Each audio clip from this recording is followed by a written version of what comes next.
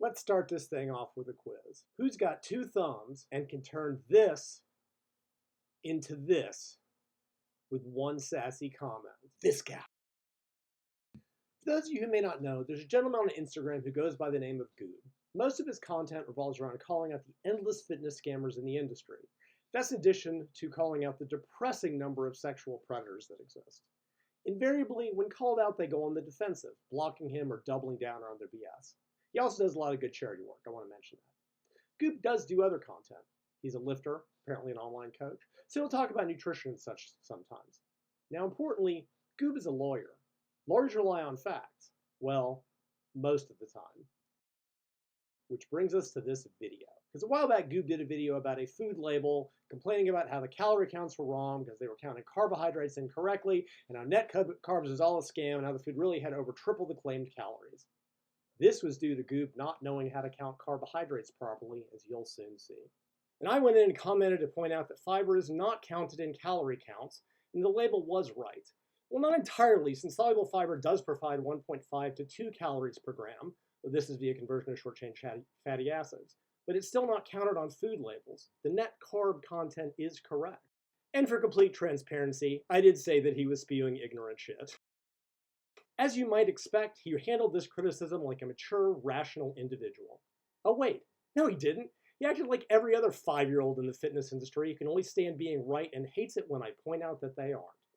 So he put up a video saying I was crying about numbers and he didn't tag me because who cares? Lol. Well, he cared enough to make the video, and I don't see how correcting his error is crying exactly. I mean, he's the one crying about me because he's wrong. Now, you might remember that I said Goob is a lawyer. And in that context, I think it's adorable that he relies on hard facts when he's correct, but falls back on emotionally loaded weasel words when he's not, and he's been called out for it. But honestly, that's probably why he's a good lawyer. As usual, I'll bring the facts. Now, I could mention a question from the 2006 Journal of the American Dietetic Association, which states that an American Dietetic Association publication recommends persons with diabetes manage their blood sugars using the carbohydrate counting method to count half of the grams of sugar alcohol as carbohydrates, since half of the sugar alcohol on average is digested. Fiber is not digested, however. If the serving of food has more than 5 grams of fiber, one should subtract the grams of fiber from the total carbohydrate grams. Or I could mention the 2023 StatsPearls on low-carb diets, which states, the term net carbs refers to the total amount of fully digestible carbohydrates contained in a meal. Net carbs are calculated by subtracting the whole amount of fiber and half the amount of sugar alcohols from the amount of total carbs. The nutritional impact of using net carbs is to help the patient choose foods that are higher in fiber. Now, these are really referring to diet planning, but the reasons that fiber carbs aren't counted is because they aren't metabolized like starches or sugars, don't raise blood glucose, and don't contain any or the same number of calories as starches, which means they don't count on food labels either. That's admittedly a bit indirect. So let's go straight to the horse's mouth, the FDA labeling regulations. When in section H1G of food labeling, revision of the nutrition and supplement fact labels, they state clearly, for the purposes of calculating calories from carbohydrate, when it is voluntarily declared, all soluble and insoluble non-digestible carbohydrates should be excluded from the calculation, not just those known to meet the definition of dietary fiber. Did you catch that? Soluble and insoluble fibers are not meant to be included in the calorie calculations. They continue. To ensure that all soluble and insoluble non-digestible carbohydrates are excluded from the calculation of calories from carbohydrate, we propose to amend blah, blah, blah, to require that calories from carbohydrates be calculated using a general factor of 4 calories per gram of total carbohydrates, less the amount of non-digestible carbohydrates and sugar alcohols. And the caloric value of each, the non-digestible carbs and sugar alcohols, is then added to the sum of carbohydrates. And that bit of blabber means that any calories from soluble fibers, via digestion of short-chain fatty acids, or sugar alcohols should be added. But as I stated in my response to Goob's original video, don't contain 4 calories per gram to begin with, which is why his math was wrong. Now, one bit of the above has to do with the definitions of fiber, where the FDA has included others in the list. This includes something called resistant starch.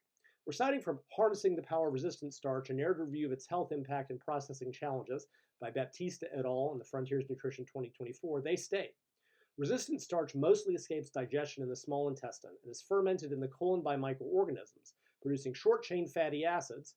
This metabolic pathway looks like that of dietary fibers, plant components originally defined as a portion of food which is derived from cellular walls of plants which are digested very poorly by human beings.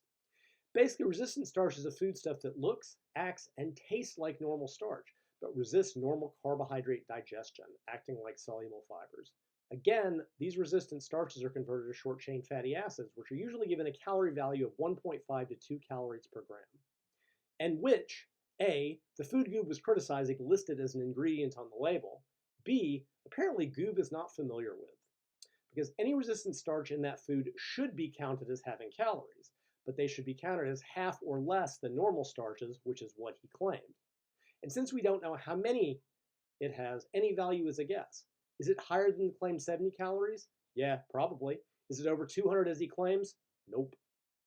Now these are what we call facts, Goob. Facts which, in the court of law you supposedly are familiar with, beat out emotionally laden weasel words. TLDR, guys, I'm right. Goob is completely wrong on this one. Number one, Goob did a video calling the claimed calorie count on a low-carb bagel a scam since he doesn't know how to properly count carbohydrates or fiber calories. 2, I corrected him in the comments. 3, like the big badass bodybuilder bench presser he is, he got his feelings hurt over words on a screen. 4, he did a video saying I was crying about numbers, which apparently is what he calls correcting a mistake when it's his mistake. 5, I'm having to do this crap. So what happens next? Does Goob...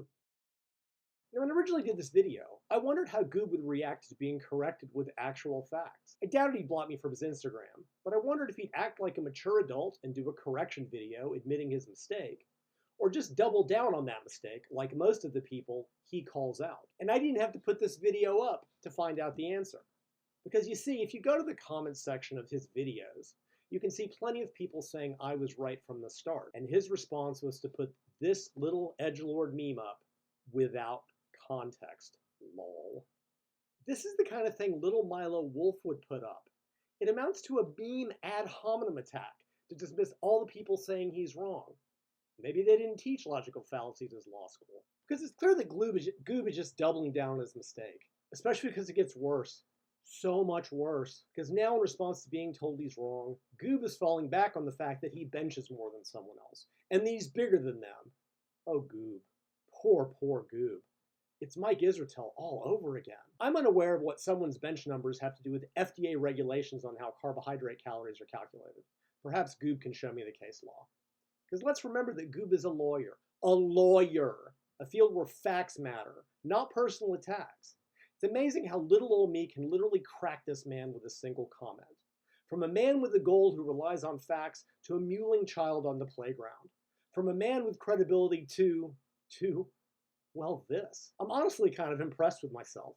It usually takes me more than one comment to break someone this badly. You're a lawyer, right? I'm seeing it like this. You're in court and the other lawyer brings up a point you can't rebut. And you scream, I can outbench you, and the judge too, and the total of everyone in the jury. Case closed, I win, yay! Which if true, means you're not a very good lawyer. But we both know you probably don't do that.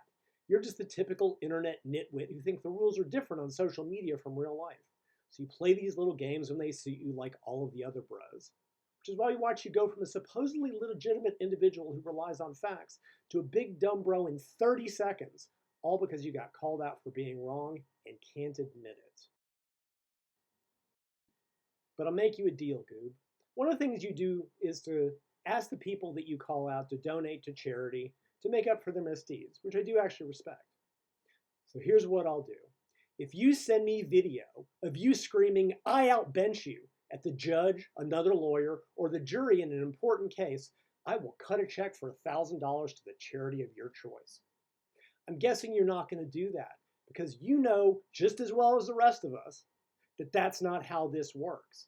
And yet you think it does on Instagram when you're wrong. Because the bottom line is this. Your bench numbers do not change the FDA guidelines. You probably outbench every one of the people who wrote those guidelines, and that doesn't make an ounce of difference. The fact is that, strictly speaking, fiber calories are not counted in the calorie totals like you incorrectly chose to do. When they are, adjusted values for soluble fibers and or sugar alcohols are used, which is what I pointed out. Your bench numbers do not and will never change that. How big you are does not and will never change that. The only thing that will ever change that is new FDA guidelines. And when they do, I'll change what I'm saying. And until they do, you are wrong. Now, Goob, you have a choice here. You can be who you expect others to be, admit you were wrong, and make a public correction apology video about it. That's what a man would do. And it might allow you to earn the respect of all the people who now see you for the joke that you really are. Or, as I predict, you will simply triple down on being wrong and continue with the personal attack and bro BS, like a mewling baby would. And everyone will see you for the hypocrite that you are. A person who demands that others admit their wrongdoing when you can't do the same. It's your call, bro. And I did tag you in this. Lol indeed.